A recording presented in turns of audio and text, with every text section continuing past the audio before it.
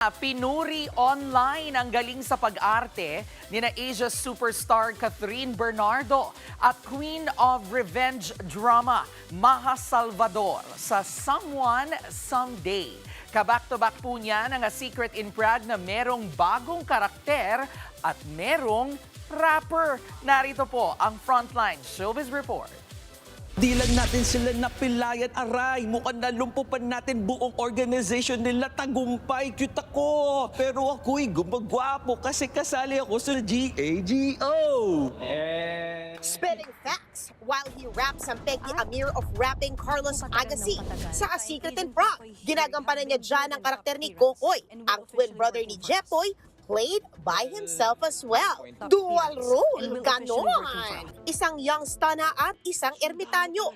Pero kidding aside, serious mode na si Agent Alex played by Kim Domingo dahil nahanap na niya sina Mikoy at Kiara through a vlogger named Rambo. Teka lang, ito na pala ang bagong love team ng taon eh. Kuya Mikoy at Kiara. You're right! The one and only Harana Pop heartthrob na si Dylan Minor. Turuan ko kaya kung paano manghuli ng isda.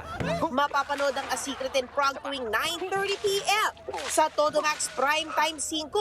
Dahil ito ay palabas. Naaabangan nyo at panonoorin nyo bukas. Ang title nito, A Secret in Prague.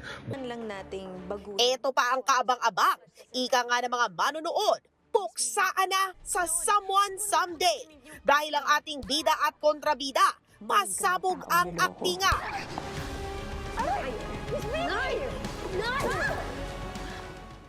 Say ng netizens, Cat plus Maha na yan.